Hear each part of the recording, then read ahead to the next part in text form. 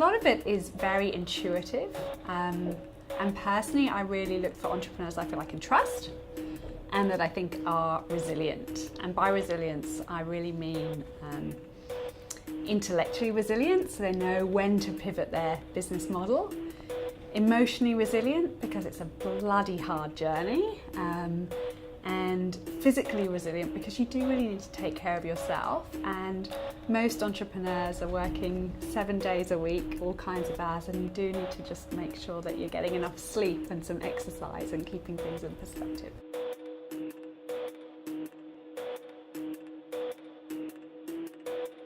Look, I think a lot of people when they're pitching spend a disproportionate amount of time on the why they're doing something and their own personal journey, and we would much rather hear around their customer journey. So and how they're going to make money. So get to the point on what your product or service is, what your customers are saying, and how that's going to become a profitable business in due course for investors.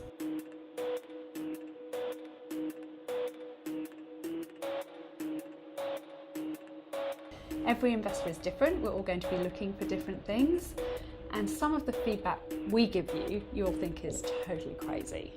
But if you pitch to 10 investors and there's been 3 consistent themes coming across, don't worry about the noise, just focus on what those core messages are.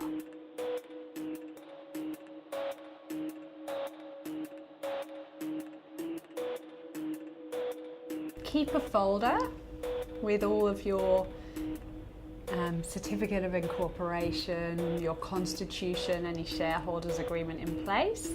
Make sure you've got an employment agreement with the company which assigns all of the IP to the company.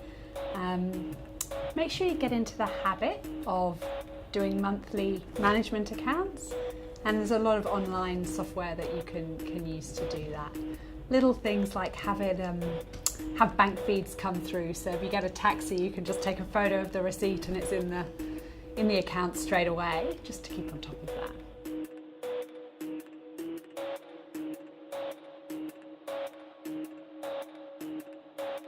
When you get around to having board meetings, the board meetings that are most valuable are those that spend 90% of time on strategy and solving your problems, and 10% of time on compliance and those hygiene factors. So if you get into a habit and those are just, we know they're ticking over, taking care of themselves, it means you're not distracted by compliance issues and governance worries at the board.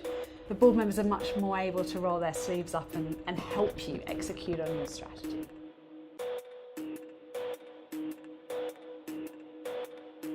We believe those businesses, and data supports this, will generate higher returns for investors. And what's exciting now is some research showing for female entrepreneurs, they're much better off having women around the table with them as investors.